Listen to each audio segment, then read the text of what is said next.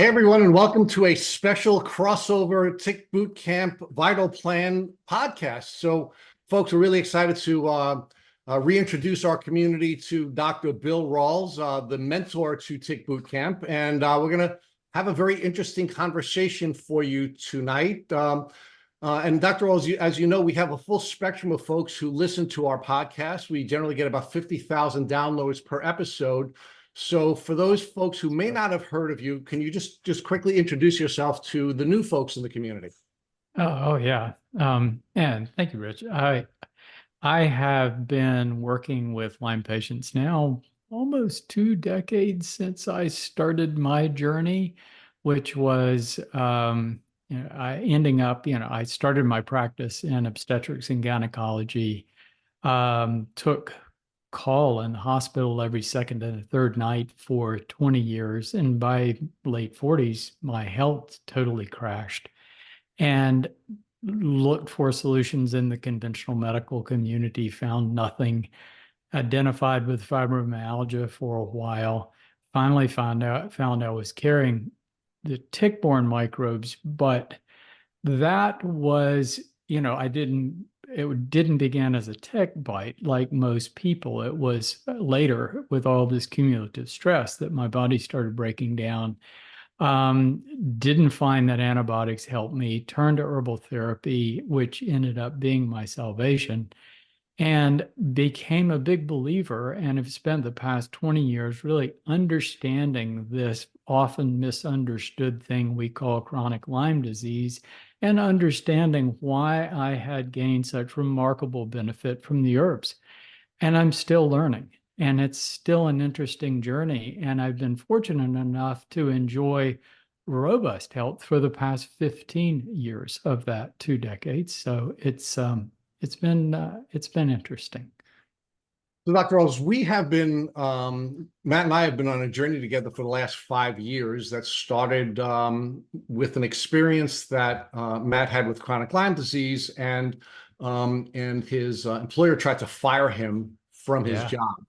And Matt came to me in my capacity as an attorney, and it began my journey with Lyme disease. I had to learn about Lyme in order to be able to represent Matt. And over the course of the last 5 years, Dr. Rawls, we've had well over 3 million downloads of our podcast. We have a website that has over 1 million independent impressions a month. We have social media platforms, particularly Instagram, where we get over 1 million independent impressions a month. I've read, Matt's not a reader. I've read over 100 books on Lyme disease. I've read all of Dr. Rawls' books, Rich, okay? Well, good.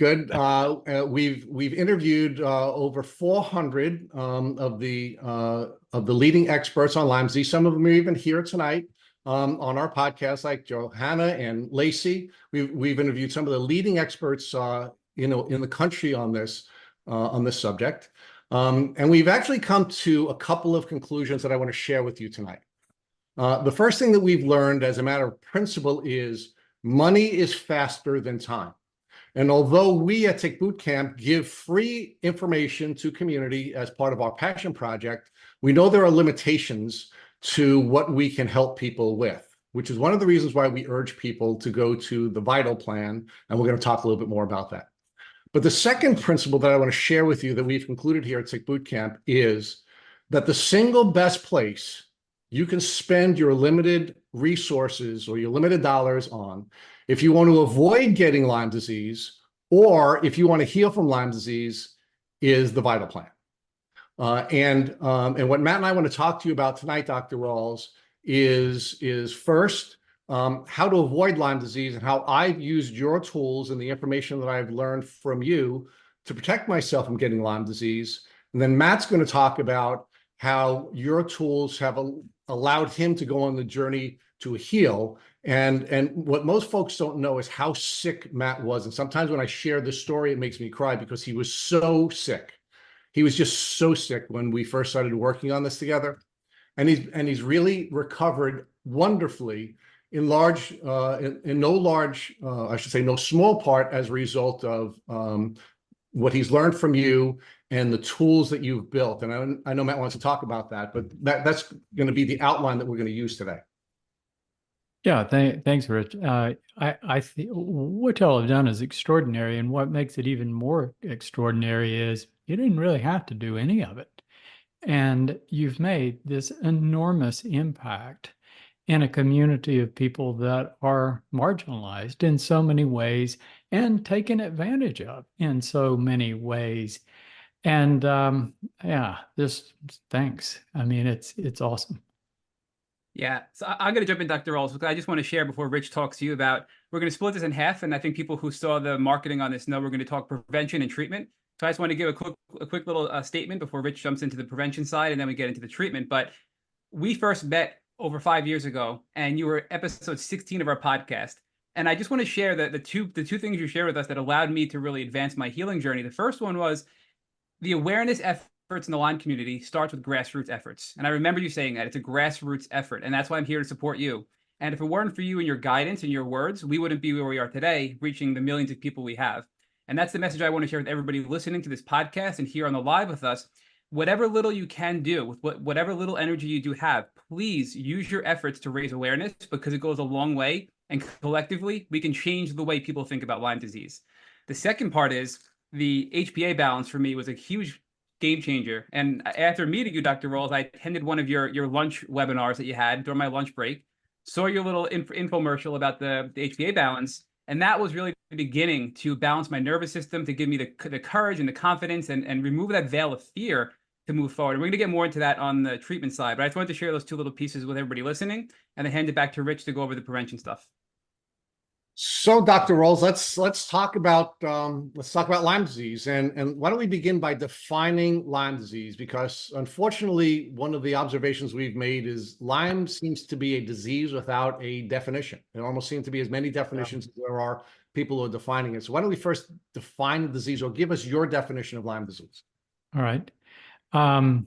Yeah, my definition has changed, evolved over time. I think that's interesting. So the definition of Lyme disease is being bitten by a tick carrying a bacteria called Borrelia. And currently there are 21 species of Borrelia that have been identified worldwide that can cause the spectrum of symptoms that we know as Lyme disease. So that's an acute infection directly after a tick bite.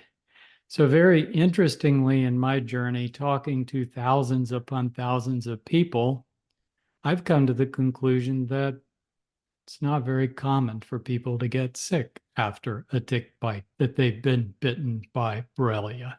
And that Borrelia itself is not a high-grade pathogen.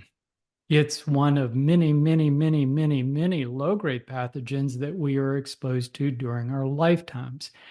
And the idea from the conventional community is that if you get bitten and you have symptoms, which an awful lot of people don't have symptoms, right? So if you go by the CDC guidelines, you're not supposed to get antibiotics unless you become symptomatic. And I found the vast majority of people that I talked to never became symptomatic around a tick bite. So that tells you a lot about the bacteria. But it is a very stealthy bacteria that has ways of getting past the immune system's defenses. And when it does that, it can invade cells, it can become dormant in tissues throughout the body. But it's not the only one. You have the co-infections. And beyond that, you have things that you pick up all through your lifetime that can do exactly the same thing. So this idea that our tissues are sterile and our bloodstream is sterile is proving to be a myth, that we all have collections of bacteria, viruses, protozoa, yeast that are lurking inside our cells, mostly in a dormant state if we are healthy and don't have symptoms. So the next definition of Lyme disease is that of chronic Lyme disease, which most of the people that I'm talking to now are identifying with chronic Lyme disease, which the conventional medical community does not recognize as even existing.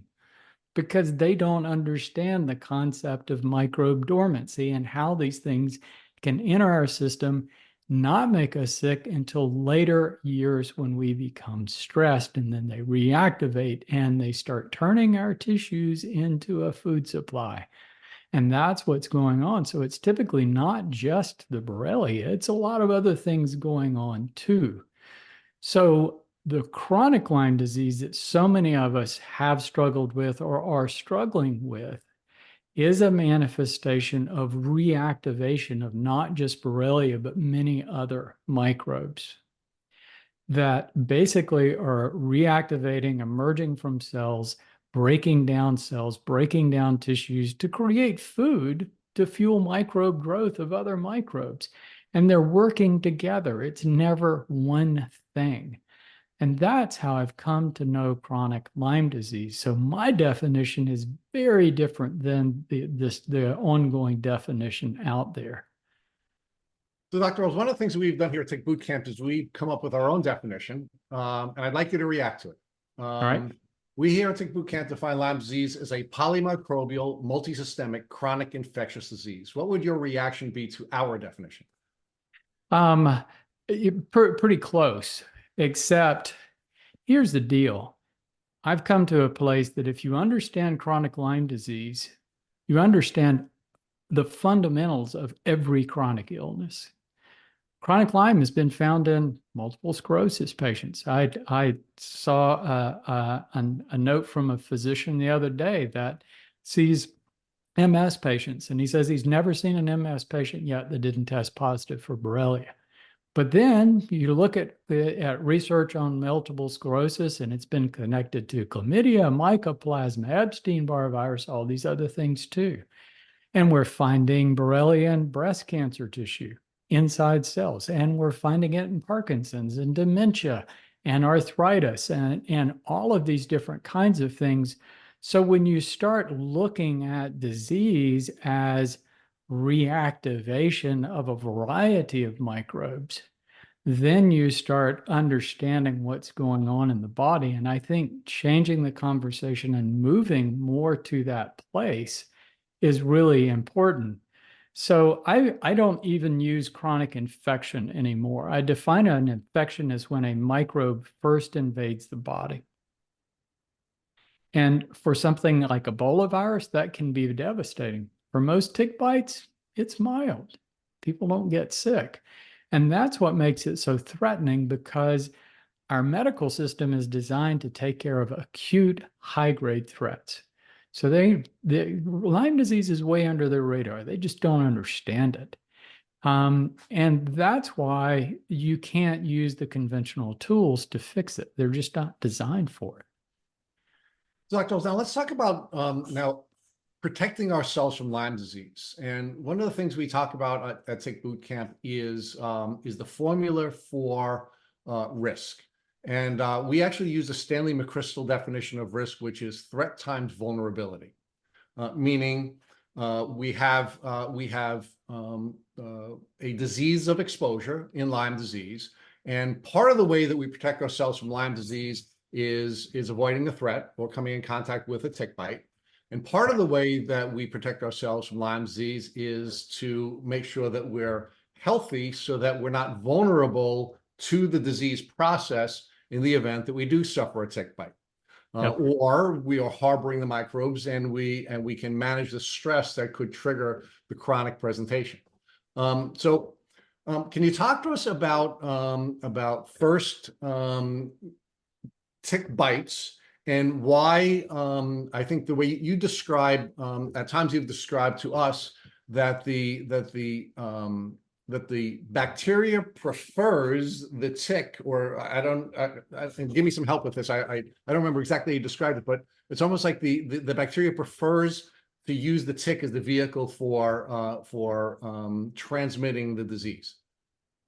Well, yes, it's true. So if we have an infection with something, right, if a microbe is a threat, it needs to get inside of our body. It needs to get to our bloodstream. So that's what all microbes have in common.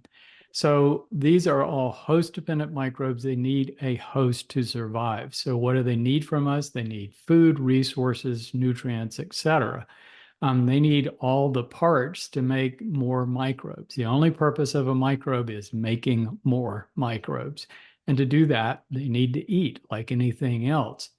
And so we are food.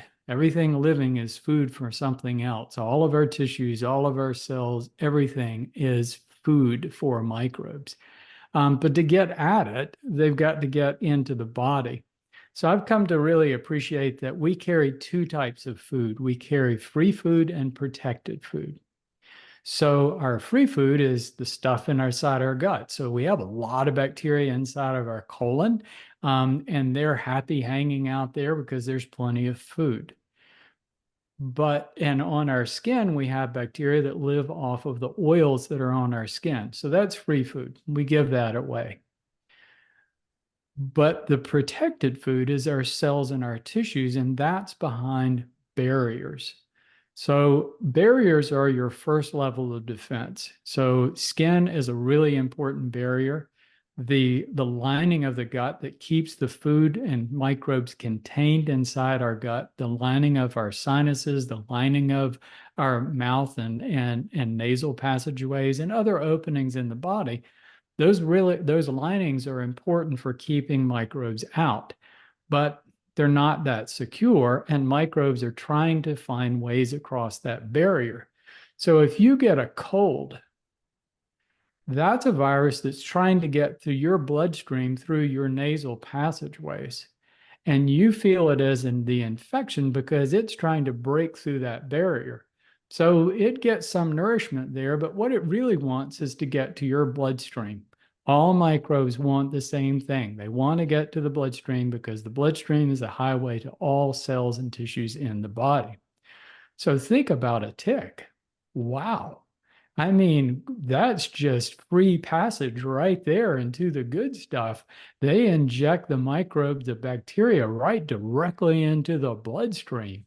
And it's just, so that's a free ride. And that's one of the reasons, like we feel a cold of that microbe trying to break through that barrier. We don't really feel a tick bite because the tick numbs up the skin and injects the bacteria right directly where they want to go. And then they're freewheeling. They've got access to everything in the bloodstream. So a lot of microbes do use ticks. So that's a really important to recognize what the microbes want and how they've got to get across those barriers.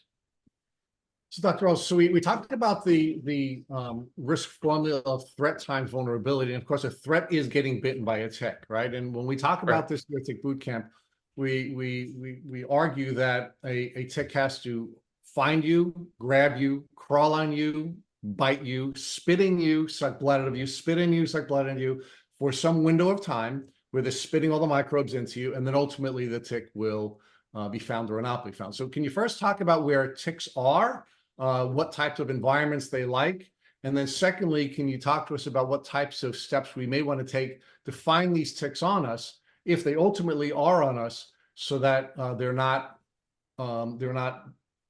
spitting into us long enough to get sick. Yeah. Well, ticks are everywhere, of course. I mean, it's ticks have been found from the Arctic Circle all the way to the tropics. And all of those ticks potentially have some form of Borrelia, but also a lot of other microbes with them. There are ticky areas and less ticky areas. We moved several years ago down to Wilmington, North Carolina, and I go hiking on a trail every day, and I've never seen a tick on it. But if you go to a barrier island that's about 15 miles from here called Bald Head Island, oh man, that place is infested with ticks. So different environments, it depends on the host presence in those particular environments, mice, deer, etc., of the prevalence of ticks and what's going to be eating the ticks. So if there's a lot of birds and bats eating ticks, especially birds, then that's going to be a big deal to keep tick populations down. But as far as individual, yeah, we need to protect ourselves. Um, I'm not afraid of a tick bite, but I go out of my way not to get tick bites. When I'm walking on a trail, I tend to not go through brush. I'm very, very cognizant of not, walking on trails that leaves are brushing my legs and that sort of thing. I like wide open trails, but even that isn't 100%. A couple of years ago, I was walking up in Virginia. It's the first tick bite I've gotten in a very long time. Wide open trail. There was a little bit of leaf litter, not that much. Got home and there were two ticks crawling up my legs, and one of them bit me, but it wasn't on very long. Um, so yeah, they're sneaky little rascals. They are stealth monsters in that they can just climb up without even you knowing about it. Find a soft place of tissue like behind your knee that you're not noticing, and bury in. And once they put their jaws in and start secreting saliva, they numb it up so you don't even know what's happening. So tick vigilance is really important. So whenever I go in an area, especially if I'm not familiar and I'm hiking in that area, as soon as I get off the trail, I'm looking, and then later that day, I'm looking in the shower, looking in those odd places, the cracks and crevices, to make sure that a tick hasn't snuck into those areas. Because time is essential. It does take time for the tick to bury its jaws in and really get a good flow of blood and actually release the bacteria. Now, we do have statistics on some microbes like Borrelia, how long it takes. And I've seen it that the statistics suggest that even less than 12 hours, they can enter your system. So it can happen, but it's fortunately, the sooner you get it, the better. But they found that one tick species carries over 237 different families of bacteria. So there's a lot that ticks carry that we don't know anything about. I mean, think about it. 50 years ago, we knew nothing about Borrelia. Now we've cataloged 21 species and all these co-infections. How much else is there that we're going to find? And it seems like every year that passes, the list grows larger and larger. But I think it's important to recognize that all these things are low-grade pathogens. And so their potential is more to cause chronic symptoms, bury in your tissues and stay there, than cause acute severe illness. There are cases where people get sick around the time of a tick bite, but it's typically multiple tick bites. They've had a big load of microbes or just the wrong combination of microbes. So if I'm in an area that's unfamiliar, I'll typically use some essential oils. There are various essential oil products and preparations, and that does a pretty good job. I don't like DEET. It just lights me up. Putting things on your clothes, but is fine. But I've had great results with the essential oils.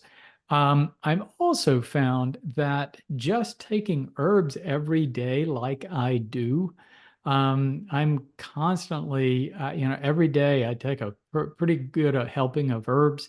And I've just found that since I've been taking herbs, I just don't seem to be as attractive to ticks and mosquitoes like I used to. I can't tell you I never get bitten, but they just don't seem to be attracted to me like before I was taking herbs, because I used to just get them all the time. So I think taking herbs, using essential oils, being very, very vigilant. But don't let that keep you from enjoying the outdoors. I think that's really important. Dr. Rawls, can you talk to us about the downstream effects of Lyme disease? Meaning, can you comment on whether or not Lyme disease can be transmitted sexually, through blood transfusions, and congenitally? Yeah. There's a lot we don't know, but a good bit that we do. I've studied all the literature for years just to see what's out there. And so what microbes do is travel from host to host. Host-dependent microbes, their job is entering a host, using it as a platform to grow, pulling out food and using it to grow, and then transferring to other hosts. That's their only purpose. That's what they do. So they're going to do that any way that they can, but ticks or microbes do specialize in particular pathways. It's like I was saying, a respiratory virus, that's its pathway for entering the body. But let's look at a common respiratory pathogen called Mycoplasma pneumoniae. It's a very small bacteria where most all of us are exposed when we're children. It's been documented to be regularly spread sexually as well as a respiratory infection. So microbes get around any way they can. Now, Borrelia, you're talking about a spirochete, and it specializes in transferring from host to host by ticks, and it's very good at it, and it's really honed that transfer pathway to its best advantage. That doesn't mean that it can't transfer in utero or transfer sexually. It's just not commonly how it does it. Now you look at another spirochete called syphilis. That one does specialize in transferring through the genital pathway, and you can find high concentrations of it in semen and vaginal fluid. Whereas when you look at semen and vaginal fluid of people that are struggling with chronic Lyme disease or Lyme disease in general, they don't have high concentrations of the bacteria. But there have been documented cases of it being spread sexually, and there have been documented cases that it can transfer in utero. So it's possible, it's just not the preferred pathway, and that's very fortunate. Doctor, do you think the tick spit plays a role in the disease process, and therefore the tick bite creates a greater likelihood that you will get sick from the disease than from some of these other downstream possibilities? It's really hard to know if it increases how much people get sick acutely. The tick to saliva does play a role. It's very interesting. So for the tick, it numbs up the skin so it can bite into your bloodstream without you knowing about it. But over time, this is a commensal relationship.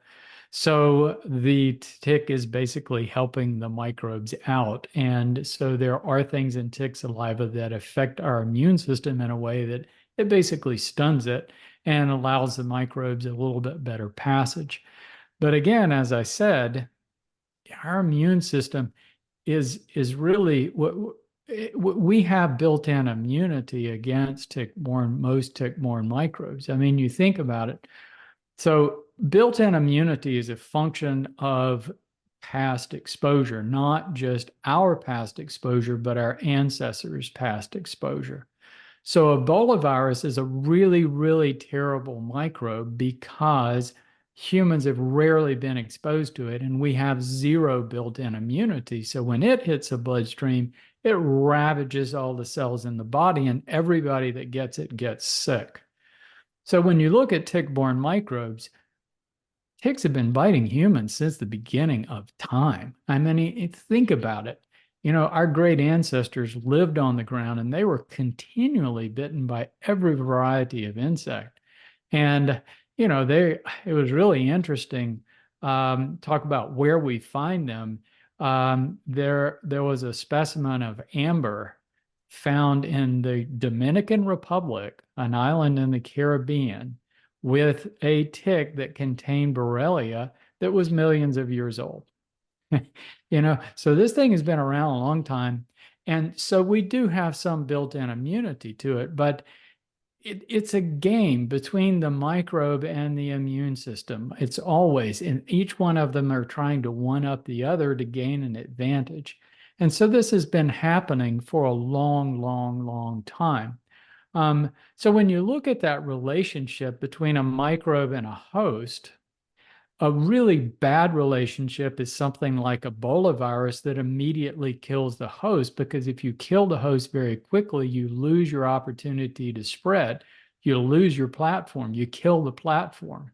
So this relationship that we have with Borrelia is approaching near an ideal relationship, but it is more to the microbe's advantage than ours. Microbe doesn't want to kill you. It wants you alive and well and out there getting more tick bites. So it has more opportunities to spread. Now, it's a better matched host in deer and mice. That's almost a perfect match. We're less of a perfect match.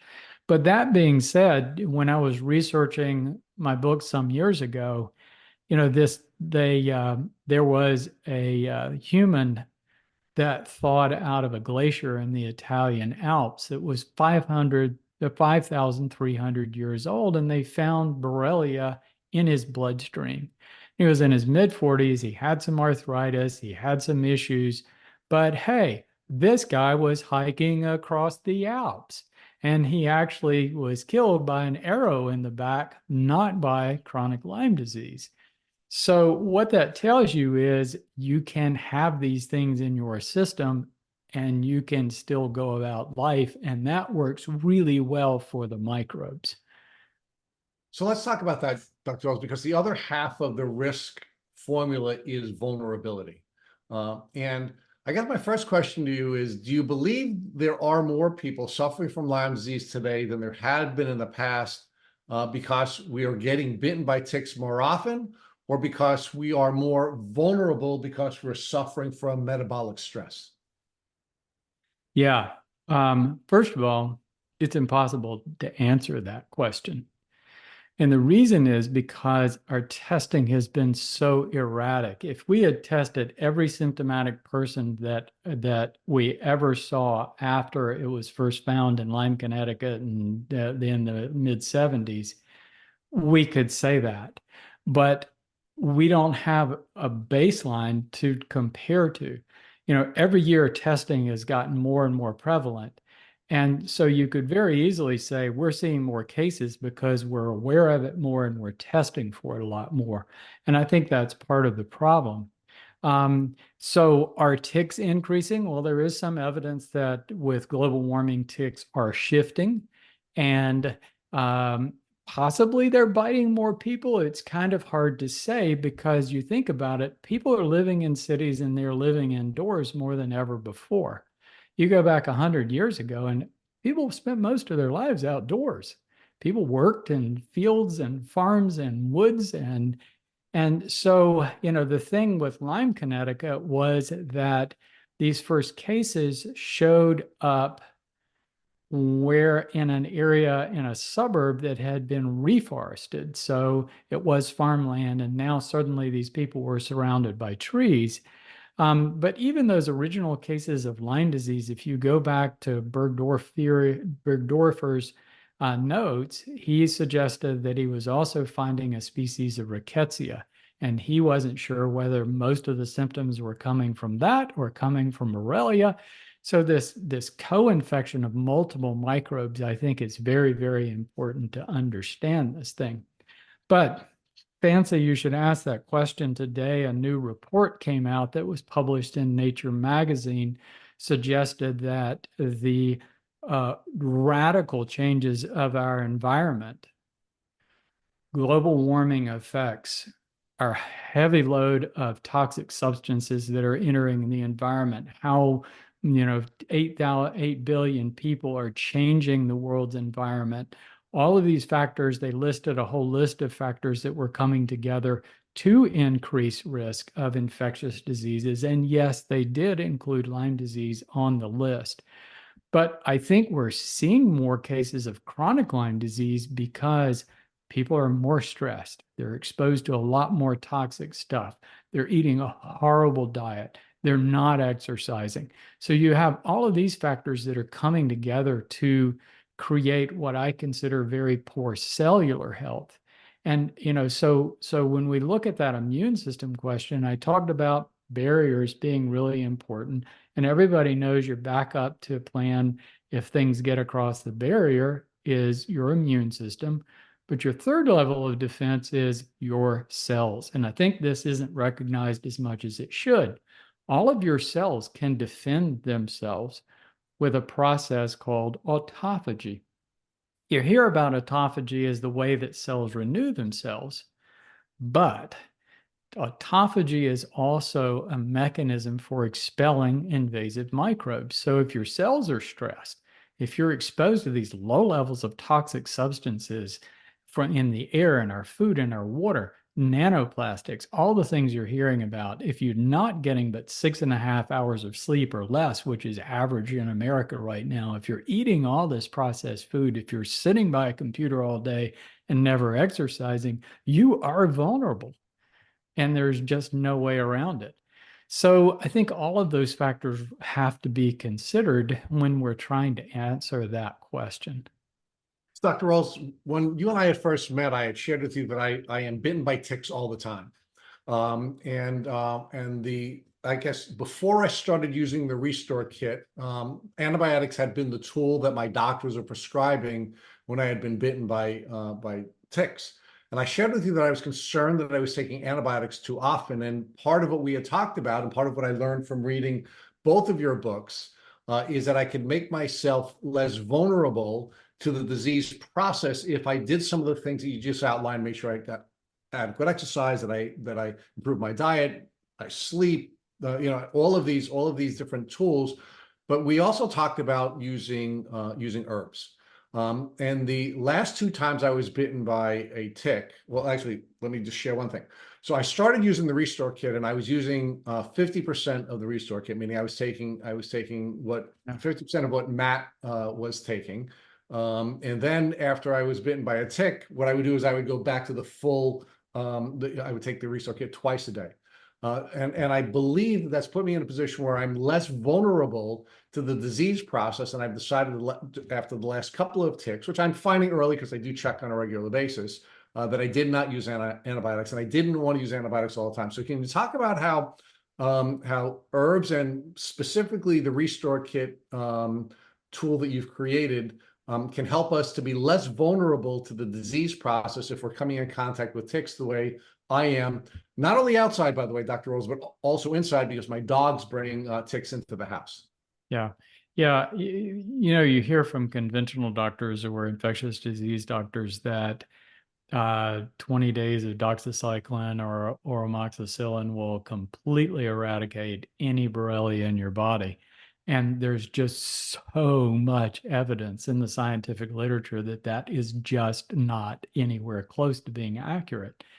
And so when somebody gets an acute tick bite, the recommendations are that if you become symptomatic, you should take antibiotics. And I agree with that, because if someone becomes symptomatic with a tick bite, what that indicates to me is probably their cellular health is low, or that person got a big load of microbes.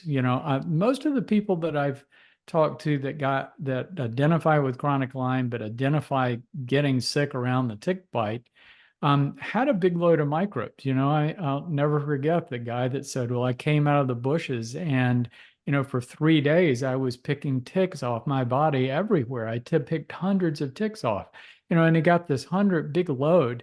But the other reason is because of another bacteria called Rickettsia rickettsiae, which is also pretty common, that can cause Rocky Mountain spotted fever.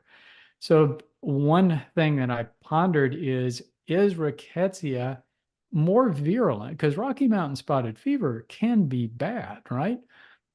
And is that bacteria any more virulent, more aggressive than Borrelia? And the conclusion I came to was, no, it's not. It's the cells it invades. So Rickettsia invades the cells that line small blood vessels. And when it does that, if there's enough of an infection, it can close off blood supply to fingers and organs and things like that. So it can be devastating, not because it's so terrible, it overwhelms the body, but because of where it's invading. But the interesting thing in my journey is that I've met so many people that are carrying rickettsia that never got Rocky Mountain spotted fever, which tells you that it's not that aggressive. Most people don't get sick, but if it gets, if you get enough of it at the wrong time, you can get really sick.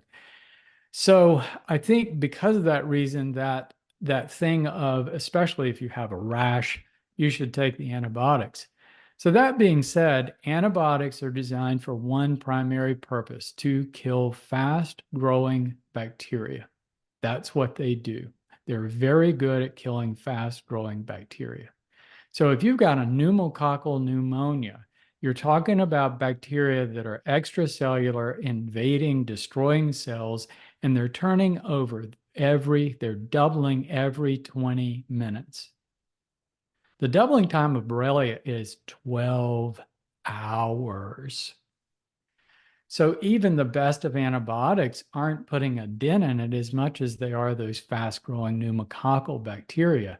So I go for the long game. I want to do constant suppression. And to do that, you need to do it with herbs, because we talked about those 3 levels of defense. You've got barriers to keep them out. You've got the immune system. If they get in, you've got your cells, which are, if they're healthy, they can kill bacteria. Your 4th level of defense is your normal flora in your gut and on your skin. And these bacteria are secreting substances to keep pathogens in check. And they're very important to us. Are they our friends? Are they doing it because they like us? No, they're doing it because they want more of the food. And we let them do it because they don't harm us otherwise. So we let them do their thing. And they're very, very important. So when you're taking an antibiotic, it takes 10 days of any antibiotic to suppress your normal flora and start creating bacterial resistance in pathogens. 10 days. That's all it takes. So when you're going for a long game with something that's only doubling every 12 to 24 hours, or even less if it's dormant inside cells, antibiotics are not the long-term game. So herbs are, because herbs do this constant suppression, and it's not one chemical that is available to resistance. It's hundreds of chemicals that are hitting bacteria, viruses, protozoa, yeast, everything in a lot of different directions. But there's a certain intelligence about the herb that herbs, and I actually found a study that documented this, herbs don't suppress your normal flora. They're selective for pathogens. So you can take herbs for months, or in my case, I took herbs at high doses for 5 years. 5 years. And I still have been taking herbs for the past 15 on a daily basis. But because herbs don't disrupt my normal flora, I can get away with that. That makes them really ideal for not only overcoming chronic Lyme disease, but protecting your system if you live in a tick endemic area where you're getting a lot of tick bites. So that's why it's, I think, a very reasonable option to do exactly what you're doing. Right, Dr. Rawls. So Matt is now going to talk to you about what happens if, unfortunately, the risk becomes reality and we do suffer from chronic disease because we haven't been able to avoid the ticks, we haven't found them, and we haven't been able to prevent ourselves through various tools from being vulnerable to the disease process. Yeah, and I want to just point out that most people listening to this podcast are going through chronic Lyme, or a loved one of somebody suffering from chronic Lyme. And I can tell you, back many years ago, I couldn't appreciate the value of the conversation the two of you just had. But I want to stress, reinfection is very possible. I've been reinfected numerous times as a chronic Lyme patient. So everything that you, Dr. Rawls, and Rich just discussed is really important, not only to people that are quote unquote healthy and non-symptomatic or not infected, but also people that are suffering because they can get worse and get reinfected. And, you know, I think you're right that this is not something to be afraid of. With proper knowledge, we can be armed to protect ourselves. But I want to highlight that piece before pivoting over to the deep dive of the treatment side of this discussion about chronic Lyme disease. So for me, and I'm going to relate this back to my experience and how you, Dr. Rawls, helped me through my healing journey over the last 5 years to have this transformation. And just to get past go, I needed to calm down my nervous system. I was in constant fight or flight. I had anxiety, and I didn't realize how bad I was until talking to you and having a frank conversation and watching your webinar, as I said earlier, and your HPA balance product, which I'm holding up now. My doctor today calls it natural Xanax. And I think she's right. I think it's a wonderful natural Xanax that it's non-addictive and it helps you calm down. And for me, it calmed me down enough to be able to start the Restore Kit and have the courage to do that. So, I think there's different pieces to healing for different types of people and where they're at, whether they're suffering from anxiety and nervous system dysregulation, or if they're just suffering the physical symptoms and are willing to jump right into a protocol. So, in the first realm where I was, Dr. Rawls, how would you direct people to calm down their nervous system and be in a place where emotionally, mentally, and then even from a body standpoint, just to relax their body enough to move forward to take treatment like the Restore Kit itself? Yeah, Matt, I think that's a great place to start off. But before I go there, I just wanted to say, I described Borrelia and these other pathogens as low-grade pathogens, and I don't want to marginalize the potential for them to really wreak havoc inside our body. So what I'm saying there is an acute infection. They don't cause acute catastrophic disease, but they are masters at blending into our tissues and hanging out for a lifetime. And if we end up in that situation that they get the upper hand, it's devastating. And so I don't want to marginalize that at all. So let's take it down to the cellular level. That's where I am now. I think, sometimes we get lost in the weeds when we think about all the dysfunctional processes that are going wrong in the body. And that's where conventional medicine is what drugs do is treat dysfunctional processes. So all diseases have two components: dysfunctional processes, of which signs and symptoms are the indicators of those dysfunctional processes. And then you got the causes of the dysfunctional processes. So I think it's really important to distinguish between those two as you're looking at this thing. And when you start looking at causes and take things down to a cellular level, our body is made of cells. Everything that happens in the body, whether it's the heart beating, thyroid hormone being produced, everything is cellular. And our cells, to be healthy, need the right nutrients, a clean environment, downtime in the form of sleep, good blood flow, and protection from microbes, because microbes are the arch enemy. And it's these low-grade things that threaten our cells chronically more than anything else. So what symptoms are stressed cells? What chronic illness is cells throughout the body in distress. What inflammation is stressed cells. What hormone imbalances are stressed cells. So stressed cells are at the root of everything. So when you have cells that are stressed, your cells are always talking to you. So say if you trip and injure your ankle, you've damaged tissues and cells in that ankle. You feel it as pain. The reason is that those cells start releasing substances that send messages to the brain that something's wrong. There's been a distress. Those cells have been injured. But you also lose those functions. So those are the two components of a symptom. You feel it and you lose that function. All right. So now just go with me a minute and imagine chronic Lyme disease. So at some point in time, maybe multiple points in time, you've had these low-grade pathogens, Borrelia, Bartonella, Babesia, Rickettsia, all of these things, and other things in your life like chlamydia and mycoplasma and Epstein-Barr. They've invaded cells in your brain, in your heart, in your joints, in your muscles, everywhere in your body. And then you've had all these stress factors add up, and these things start emerging. And when they do, they want to shift your body from a nice, healthy state of healthy cells to breaking those cells down to create a food supply to grow more microbes. And that's happening throughout your body. So wherever they're emerging, you're feeling symptoms. So symptoms of fatigue are widespread cellular stress throughout your body. Specific symptoms like migrating arthritis or eruptions of microbes and your body attacking that, which is what autoimmunity is. So the symptoms are sourced to the cells, but everybody has lots of symptoms, right? So you think about all of those cells that are in distress in your heart, your brain, your joints, your muscles, everywhere in your body, simultaneously bombarding your brain with distress signals every minute of every day, 24/7. So your brain gets bombarded with this distress from the rest of the cells. And any kind of distress pushes the brain into that fight or flight response.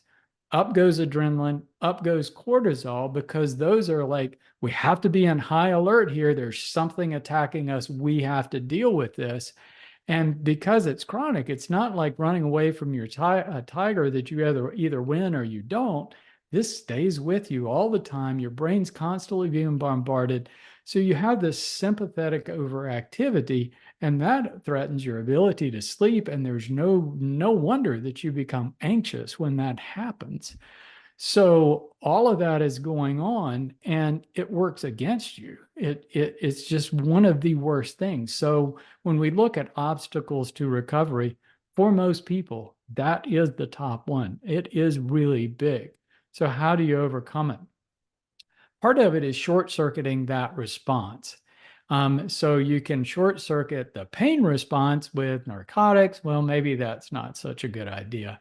But what we're doing with things like HPA balance is we're short-circuiting the stress response so that our hypothalamus and brain are basically tricked into thinking, maybe things aren't quite so bad. We can calm things down a little bit. So you get some calm there. But going past that, the different kinds of brain retraining, and I won't mention all the groups out there to not give favoritism, but brain retraining can be very valuable for teaching your brain how to overcome that sympathetic overactivity. I didn't have that. I wasn't available at the time. So I did various kinds of meditation. I found that was very challenging. But something that I really resonated with was different forms of music that you can get basically free off of Spotify or with your regular account off of Spotify or whatever music account you have, of diurnal beats and imprinting alpha, theta, or delta waves into that sound, and it helps your brain relax faster. And those things can be really effective. So I did that a good bit. Now how I reduce stress is going for a walk. But if your whole body's inflamed, going for a walk can just actually make it worse. So just that, learning how to lay down and use these tools at your disposal just to calm that response as much as you can so you can get some sleep. And at the herbs, at the same time, I mean, my big deal was sleep. I'd been taking call every second to third night for 20 years, and I truly lost the ability to sleep. And that's what precipitated everything. And it was a bad place for a long time. But honestly, what helped my sleep more than anything else was the antimicrobial herbs, because they were getting to the source. So as soon as you start getting to the root of the problem, when I started calming those microbes and restoring cellular health, it reduced those stress signals.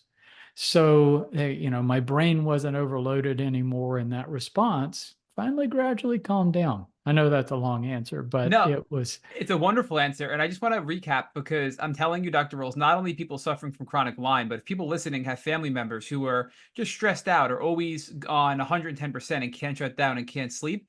I have people that I work with, I mean, dozens of people, Rich as well, on the HPA balance. And then they've used words as like life-changing, like not being dramatic, life-changing. For me, it was, and for many other people that I work with and friends and family members as well. So I think that's a really important part. These are the adaptogenic herbs that allow you to kind of chill out, balance out, and things seem less overwhelming just because of it. And I remember you saying it almost makes life seem more normal again. Like when you're a child and life is normal, it makes you feel more normal. But the binaural beats is another great thing that you can find on YouTube for free, as you mentioned, Dr. Rawls, to kind of help with your stress and anxiety. And I will plug, because with DNRS, I mean, I just personally really like Dr. Kathleen King from Primal Trust, and she has some free resources and she's affordable. So just from my personal experience, I want to share that with everybody listening.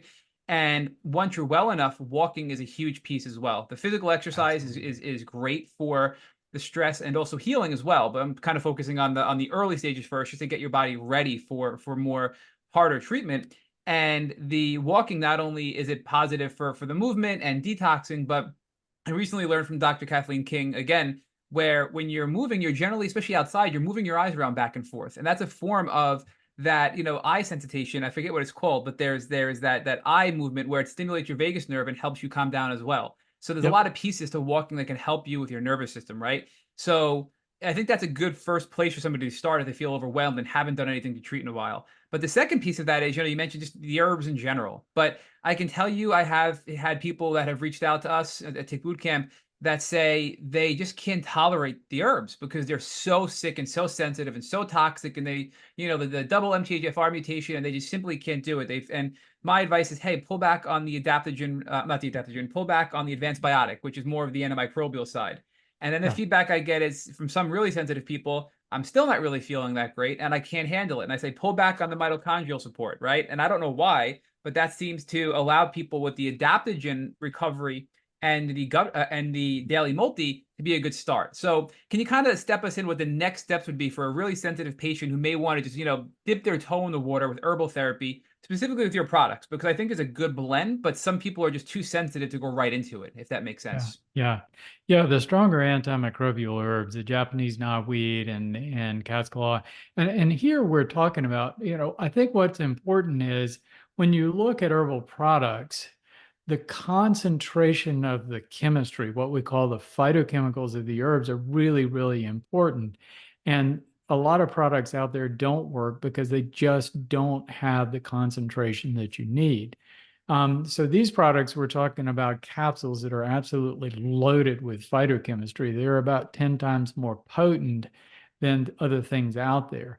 But that potent powder can sometimes be irritating to your stomach, or it can set off, if you're really being affected by mast cell activation syndrome, it can really affect that also.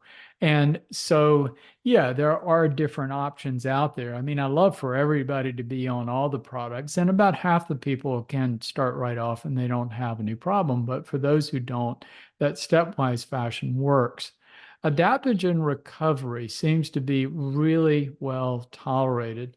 And the primary ingredients are reishi and cordyceps, which are very well tolerated medicinal mushrooms that do have antimicrobial properties, but are wonderful immune modulators. So they're very good at balancing immune system functions and calming overactive parts of the immune system.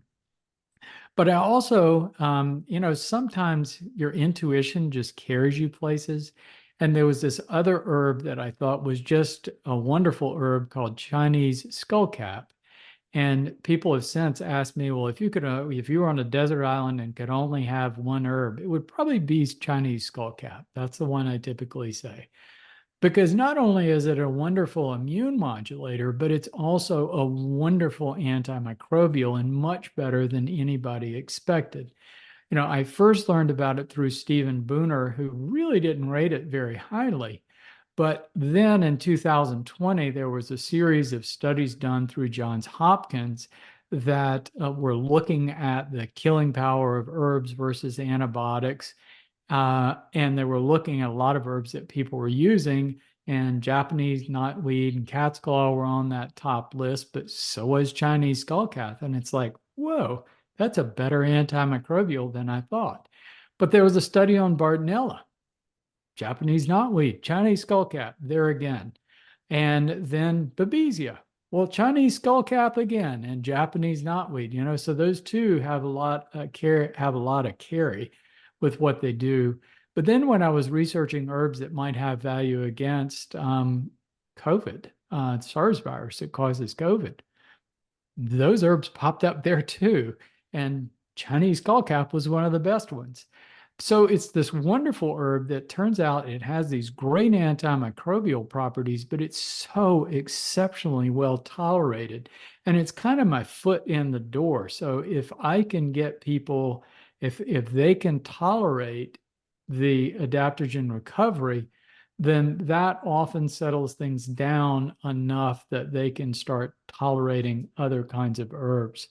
But I never stop looking. I'm always, searching myself for herbs and trying different things. And I'm looking at, possibly creating some new formulas, looking at other ways that we can help people recover their GI tract. So there are always new things in the works and new things to think about that I will continue to share as we move forward. So I just want to share, Dr. Rawls, that the first 2 times I had COVID, from several years ago, from some of your webinars, you mentioned that you can actually increase the dose of the Restore Kit if you have COVID. So, and I think Rich did the same as well. I took 3 doses. So instead of taking one in the morning and one at night, I took one midday as well. And I really believe it helped expedite my healing from COVID. I mean, it really, really helped me along. And I really credit the products to that. But what's interesting is I just want to point out again, if somebody gets bit by a tick, to tie this back to your conversation with Rich from a prevention standpoint, if you don't want to get Lyme disease and you're bit by a tick, I mean, I tell everybody, if you want to try one bottle, if you're healthy, get the advanced biotic, because that's where the most potent antimicrobials are. And to your point, I just learned that Chinese skullcap would be the other bottle I'd recommend. Or better yet, take all 4 of them, right? It is really would be my ideal recommendation, because I've been bitten numerous times, so was Rich, and we haven't been reinfected because of the techniques that we've implemented thanks to your help. So I think this is more of a broad spectrum, cover all of your co-infections. As you were saying with Rich, it's never just Lyme, there's co-infections, other things. This will cover viruses, bacteria, and even Babesia, which isn't covered by antibiotics, right? That's more of a different type of drug if you go the pharmaceutical route. But let's tie it all back together, because earlier you and Rich were talking about the vulnerability side, and you talked about today we have more stress, more toxins, we have worse diets, and we have worse cellular health, from our air to our food to our water to our gut health, right? And one of if I had to say my favorite product right now, and it changes with the seasons of life, my favorite product right now is the pure chlorella, right? Which is the binder. So can you just talk to us about how this helps people in addition to the Restore Kit? Because and before you go into that, I just want to share the analogy you told us many years ago, that your Restore Kit is kind of like the hub of a wheel. And then you have spokes that come out of it, which are additional things you can layer on to enhance your healing or make it more personalized. And for Rich, chlorella wasn't for him. For me, it really supercharged my health. I mean, Allie knows, I just feel amazing, and I just take it often, and I just love taking chlorella. I feel amazing. So how does chlorella fold into all of this from a healing standpoint, from Lyme disease, gut health, and also, helping people feel better, which is the most important thing here with the chronic Lyme community? Yeah. Well, that was one of the surprises that I found out in my recovery. I'd read about chlorella and was exploring that and had pretty bad gut health at the time, and noticed that when I started taking chlorella, my gut was better. And I really hadn't read about chlorella that much for that application, but it really makes sense because, it's another one of those things that's a wonderful cell protector. It helps cells, it protects cells from stress by the protecting against oxidative stress or free radicals. So it's doing a lot of things. When you read about chlorella, though, they'll say, well, it's not a very good binder. And so charcoal and bentonite clay are better binders than chlorella. But I have to help people step back, because things like that are kind of like, okay, let's really think this thing through and what's going on. And when we look at the harm that toxic substances do, when we inhale, when we're walking by a highway and we inhale auto fumes, when we are, exposed to just plastic residues, all the things that we're exposed to in our air and our food, stuff we put on our skin, these things get in our system, they get in our bloodstream, and they basically pollute our cells, because all of these things are organic compounds. An organic compound has a core of carbon with hydrogen, and they typically have oxygen, nitrogen, and other molecules. So if you went back and ate the algae that petroleum was formed from, or the plant matter that coal was formed from millions of years ago, it would actually be good for you. But what happened is these normal, healthy, organic compounds were crushed and distorted from millions of years of pressure underneath the Earth's surface that made them such that they weren't compatible with life anymore. So biological life don't know what to do with this. So basically, these things get inside of our cells, and the cell incorporates them like it would other normal organic molecules. But then they're so distorted, they just don't work, and they just get stuck in the cell and prevent it from doing its work. So they're damaging at the cellular level, and that's really important. So part of the problem with this is if you have chronic illness and you have stressed cells throughout your body, you also have increased turnover of cells. So if you can imagine your tissues that, cells are dying, they're being invaded by microbes, you got this microbe growth, and that's all cluttering these very tight spaces around our cells and causing congestion. So our cells can't purge metabolic waste and toxic substances. It gets stuck there. So that's why I always say the first step in detoxification is moving blood. Blood flow is so remarkably important. The solution to pollution is dilution. So when you're flushing those spaces with either exercise by walking, or if that's not practical, sauna, which I think sauna is so important because it flushes the spaces and allows our cells to start purging those substances. So the first step is mobilizing them away from the cells. The second is the liver. And so protecting your liver with milk thistle so you've got a healthy liver. So one of the things that I've seen in my life, in my practice, is I used to do laparoscopies that I looked inside people's abdomen. I'd look at a 20-year-old and they had a nice beefy red liver. Somebody is 50, kind of a mottled yellow color. All of us are developing fatty liver. That's why our cholesterol goes up and all of these things. So we have to have a healthy liver to process those toxins, and a lot of people don't.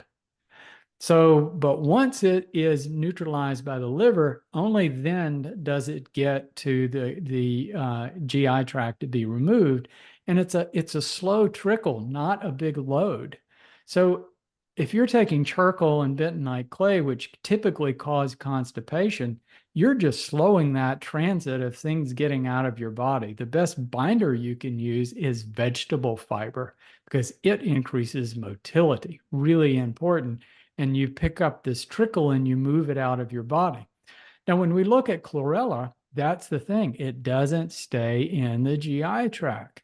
It's absorbed, and the chlorophyll and other compounds enter your bloodstream, circulate into these spaces around your cells, and pick up those abnormal molecules that the cells are trying to purge and get rid of. It picks them up there and helps them move along through the lymph and bloodstream to the liver and on out of the body. So even though it's not a great binder in the gut, it's a great binder in your cells where you need it and where you're pulling things away from your cells to actually mobilize them and get them out of your body. So binders like chlorella, like bentonite clay and charcoal are really important if you've got a big acute load of toxins, mycotoxins, abnormal toxins. You get a big load of that stuff and you need to pull as much of it as you can out of your body pretty acutely. But this slow trickle, it's like people that with chronic Lyme aren't exposed to any more toxins than anybody else, typically. If you're healthy, you're purging these things. But if your tissues are all congested, you're not getting rid of them. So it's not that you have an abnormal load, it's that your ability to mobilize these things from your cells is impaired. So anything that you can do to help that process is really important. And that makes chlorella top of the list. Yeah, and this is actually the Lyme hack we just posted yesterday, which was Allie's, and it was bind and sweat and purge, right, and detox. Yep. And for me, I do exactly what you described. I will take the chlorella, and then I will go for whether it be a jog or just I need to sweat. I need to make myself sweat, and I come back and I feel amazing. And another tip I want to share with everybody is if you're able to do that and sweat, whether it's through an exercise or whether it's through the sauna, shower afterwards. And I don't know if everybody's like this, but if I don't shower afterwards, and even an hour, let that sweat reabsorb into my body, I feel like crap. And I don't know what your thoughts are, Dr. Rawls, on that. Do you really think it's that severe, reabsorbing some of the toxins that your body works so hard to expel through your skin? Or is that all do you think it's in my head, that analysis? No, I don't think anything is in somebody's head. We perceive what's happening in our body. I don't have any studies to back that up or anything that I could give you, but it makes sense. And listen to your body. It's talking to you. Your cells are talking to you, and it's not telling you stories, it's the more that we are perceptive, and I think one of the problems is people aren't perceptive of what their body is telling them, or their doctor has told them, ignore that. And so, yeah, listen to what your body's telling you. It's really valuable information. So, Dr. Rawls, talk to us about the sauna, the temperature and duration, because a question we get all the time on social media and through our website is, I want to use a sauna. I'm very sensitive and I'm afraid to do it. And many people have had great benefit from it. I think it's a great tool for those who can't walk, or maybe they want to use that with some exercise. What is a good ideal starting point from a temperature standpoint and from a duration standpoint? Yeah, I think that's highly variable from person to person, and a lot of people, it's like when I was going through this, it seemed like my body was so cold, I had kind of lost the ability to sweat. And I would get in and even a fairly low temperature, I was so broken as far as my cellular health.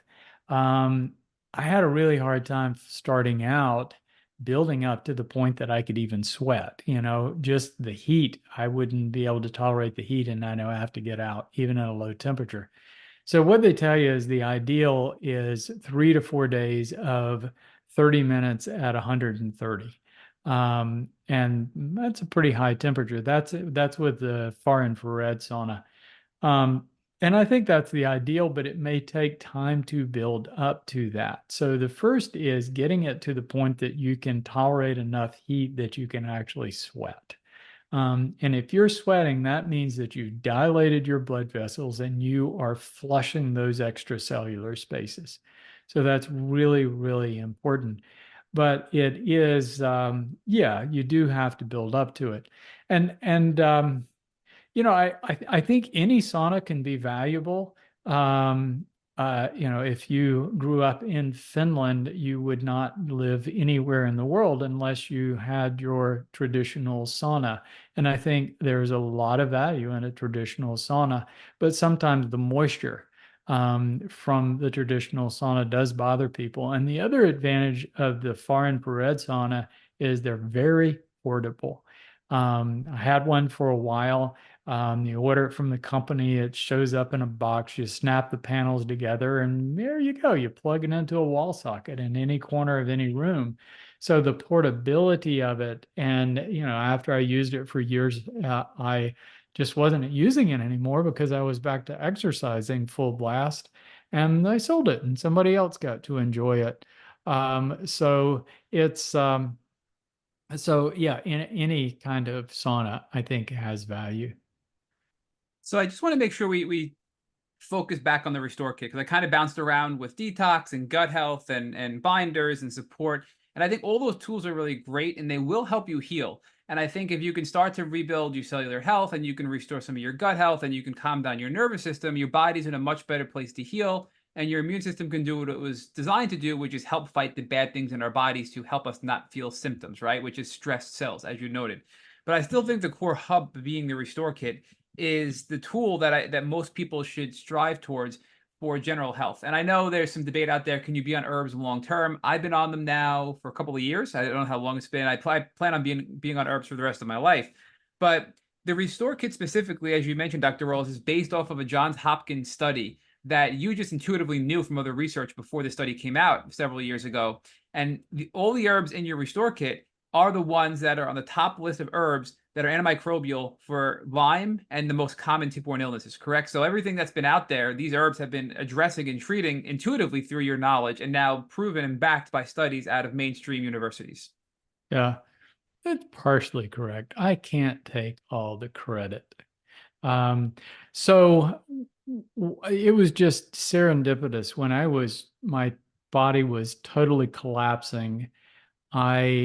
It was about 2005, and that's when Stephen Booner's book came out, Healing Lyme. And I read this protocol, and I was very much an herbal novice. I wanted to believe in herbs, but I had tried various products and they just hadn't done anything. I read that book and it was like, wow, I'm going to try this. And my expectations were frankly pretty low because I hadn't had good results, but I was literally taking handfuls of these really potent extracts. And I got my life back. It started getting better and better and better, and I became a believer. And after that point, I just totally immersed my life into learning everything I could about herbs and why these herbs had such remarkable properties. But other people were doing that too. And so that core Booner protocol that's been modified in a variety of different ways kind of became the core. So those are the herbs that have been used more than any other herbs for treating this condition that we call chronic Lyme disease. And so partly it's that Stephen Booner just kind of picked these herbs because of their antimicrobial. He was looking for herbs that had been historically used to treat things that could have been infections caused by spirochetes, not necessarily Borrelia, syphilis, and others. So he was looking for herbs that had some history, and he put together this particular batch of herbs. And so that has become more of a core. And I stayed true to that just because we have so much information about it. So it was after that fact that when this researcher at Johns Hopkins started looking around, he was looking for herbs that had been used for, by significant numbers of people. And those were kind of the top ones. But a lot of them didn't do so well. Like teasel, that's commonly used, didn't do anything. Something that's got a lot of publicity is stevia, and it didn't do anything. So the ones that were the top were Japanese knotweed, Chinese skullcap, cat's law. But there were others that were more toxic. Clove and Artemisia were also good. I didn't put them in my protocol because what I was looking for with herbs that not only had strong antimicrobial properties and good history, but they also had a very, very, very low potential for toxicity. But quite frankly, if you told me tomorrow, you just can't get any of those herbs anymore, I would go, okay, well, I've got this other batch over here that I think are just as good. Because I've tried and researched literally hundreds of different herbs with antimicrobial properties. And the fact of the matter is, all herbs have antimicrobial properties. Every herb I've ever studied has antimicrobial properties, every single one. They have to. All living organisms have to defend themselves against microbes. Now, some herbs are going to have stronger antimicrobial properties because their native environment has a lot of microbe stress. So they're pumping out a lot of chemicals to protect themselves. So that's how we know that, some herbs are a little bit better than others. But it's like one of my favorite herbs, Andrographis, didn't make the list. They looked at it, and that was on Stephen Booner's original protocol. But Andrographis is exceptionally good for Bartonella, Babesia, viruses. It has some wonderful adaptogenic properties. It's great for the gut. It's actually found to be superior to most drugs for treating ulcerative colitis. So it's great for balancing gut flora. So we don't have to just kill Borrelia. We need to have that broad spectrum of helping out with other things. And as I mentioned earlier, the surprise about Chinese skullcap, Stephen Booner hadn't really defined that one as a very strong antimicrobial, and turns out it's a really great one. So it's so that core, I think, is really a great foundation. But again, I'm looking at all the so Stephen Booner wrote a whole series of books, and he wrote a second edition of Unlocking Lyme that he basically came back and said, I'm not sure about any of that. I think there are a lot of herbs out there that would really work well. That was kind of the bottom line of his rewrite of his book. So, but I picked them because we had a great history with them. A lot of people had used them. They had documented antimicrobial effects. Now we have even more now. But most importantly, they had all of that, but they had a very low potential to actually cause harm. The original name for Vital Plan was not Vital Plan. The original name for the company was First Do No Harm. And I really believe in that very strongly. So Dr. Rawls, on that note, a couple of things I want to note. We had one of your fans on from England. You may know her, Monica Wild, who's an herbalist who's now off the grid. She, shortly after our interview, went off the grid to live off the land to do some more research on herbs and come back with findings. But, we're finding things all around the world, not just here in the States, not where you are, in North Carolina, but all around the world, in England and other parts of Asia.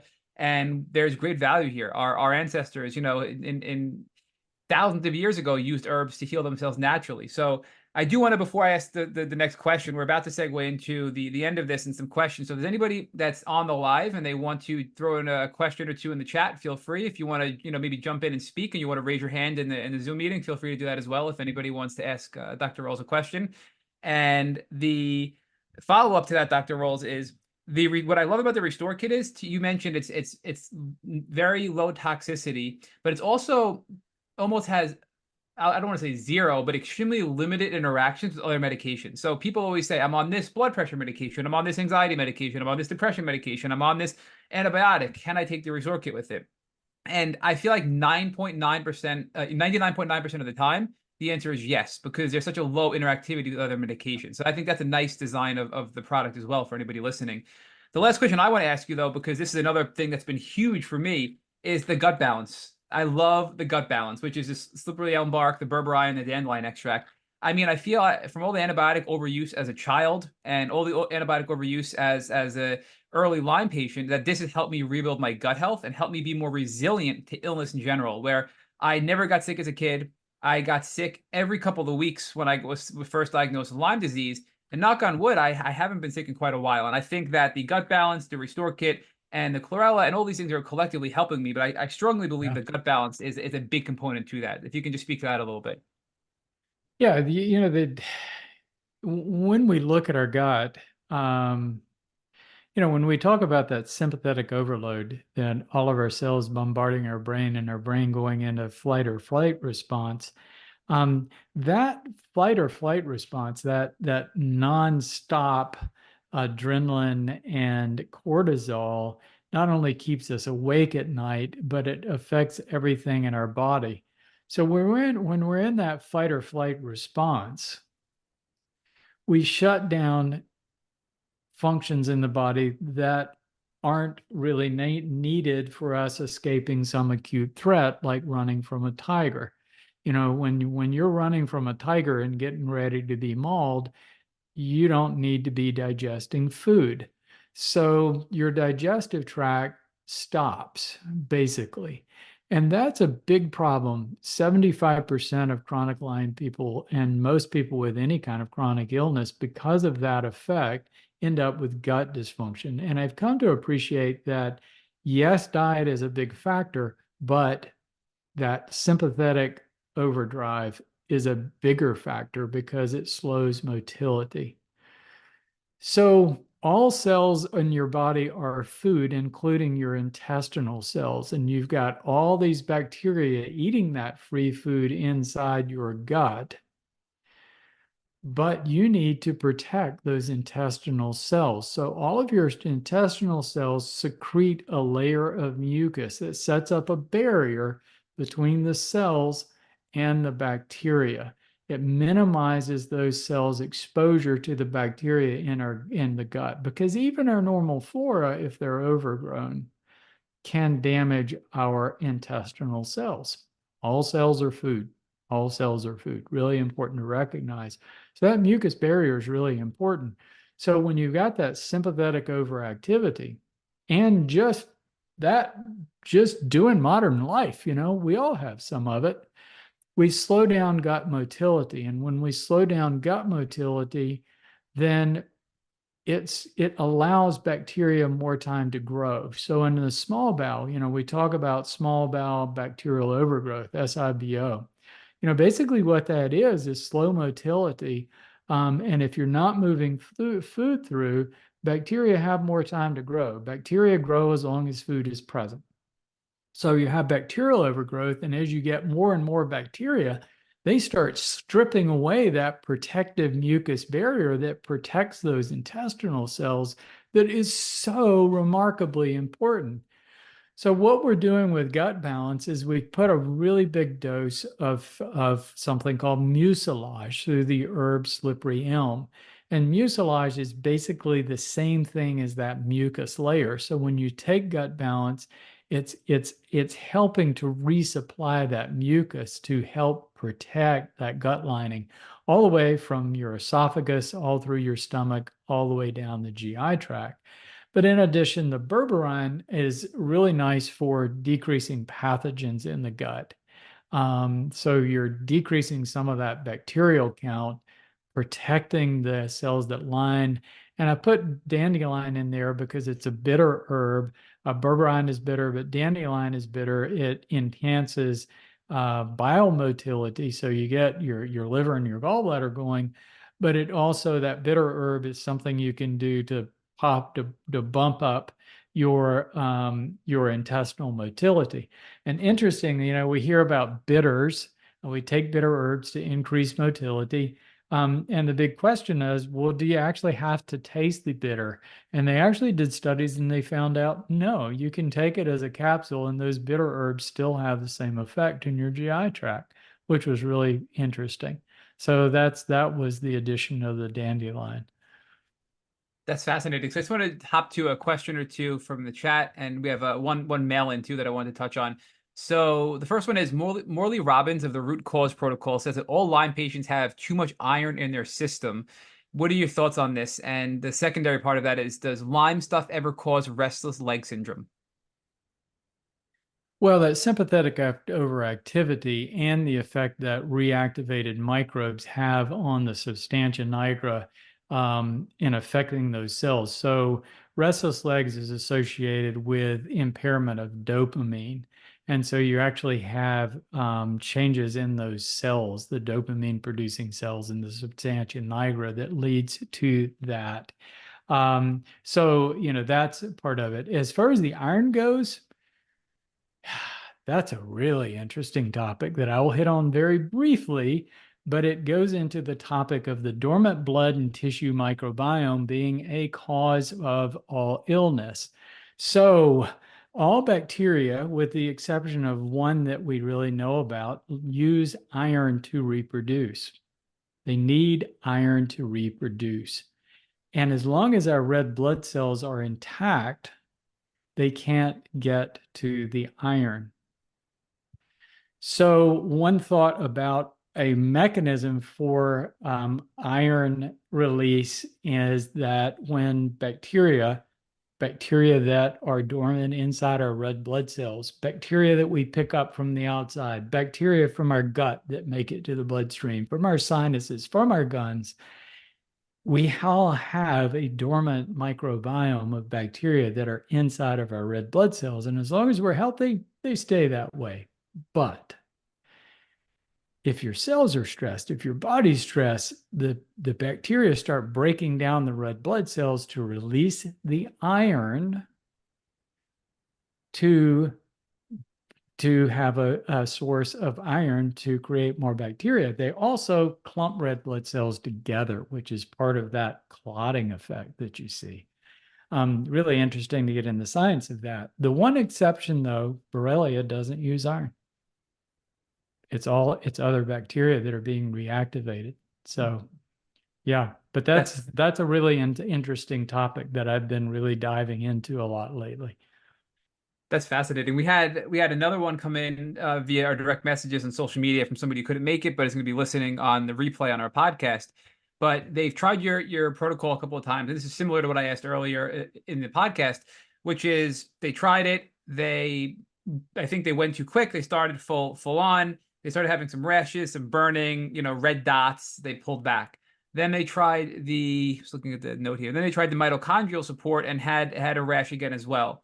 They really want to try your products. They really believe in herbs, but they're nervous about these reactions, concerned if it's an allergic reaction, and they're dealing with specifically Candida, yeast, EBV, high ANAs, high blood sugar, and high LDLs. What's your recommendation for this person who is really interested in your products but wants to start slow? Would it be the adaptogen recovery, like you said earlier, or a different approach for this person? Adaptogen recovery would be a good one if they can take it. Also, I created an alternative product called Biome Boost that has cryptolepis, which is very good for Bartonella and Babesia. It just adds extra coverage. But it was also an alternative to do as a tincture that could be done, by drop at a time and start out very, very slowly. So that's an alternative too. If you can get that and the adaptogen recovery both in at some level without having reactions. And it's hard to know whether it's a true allergic reactions or whether it is more a situation of it's just intensifying the war inside the body. It's so you've got what chronic Lyme disease is an environment of stress cells and microbe frenzy. They're just having a field day with breaking down your tissues. And a lot of times when you take something, that's going to increase the die-off of cells that have been infected. And so it's more than a Hertzheimer reaction, and it can cause all kinds of issues throughout the body. The other thing is, part of the syndrome is all of these bacteria have been found to be able to infect white blood cells.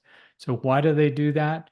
To manipulate the immune system. They affect the cytokines so they can manipulate the immune system to do what they want it to do instead of what we want it to do. And so that's a big part of it. So the last question we're going to ask you, Dr. Rawls, is from Linda. And her question is, besides the Restore Kit and the gut balance, what else would you suggest for someone who is struggling with Lyme and PANS? Her son is 23 years old and she's looking for some guidance. Yeah, I think that's a really good starting place. All right. And it's when you look at PANS and PANDAS, it's not Borrelia as much as Streptococcus. So kids, young adults get Streptococcus, and it's really frustrating to conventional physicians because they test for the strep and they're not seeing positive tests, or they treat with antibiotics over and over and it's not getting the infection. And somebody posed this question to me fairly recently, so I started researching. Is there anything new that I can connect? Looking at this concept of bacteria becoming intracellular, invading cells, becoming intracellular, going dormant, and then reactivating later after the antibiotics are gone, or in a way that the antibiotics have no effect on them. And I found a new study looking at the Streptococcus that causes PANDAS that showed evidence that it does invade intracellular. It does become dormant for weeks and months, periodically reactivating, and it does use that mechanism that I just mentioned of invading white blood cells. It's called a Trojan horse mechanism, that the bacteria invades a white blood cell and the white blood cell becomes a carrier that carries it across the blood-brain barrier into the brain and everywhere in the body. And then the bacteria can deposit in other tissues. So it explained exactly every symptom. And so the solution for this is, like with Borrelia or anything else, not antibiotics. It's herbs. It's long-term suppressive use of the herbs. It's calming that sympathetic overactivity with the herbs and doing all the same things.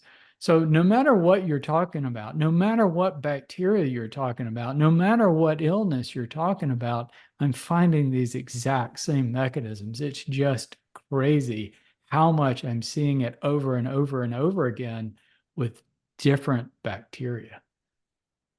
Well, Dr. Rawls, on behalf of the entire chronic Lyme community and everybody from the Tick Bootcamp family, we can't thank you enough for joining our podcast and helping us celebrate Lyme Disease Awareness Month and for all you do for the community.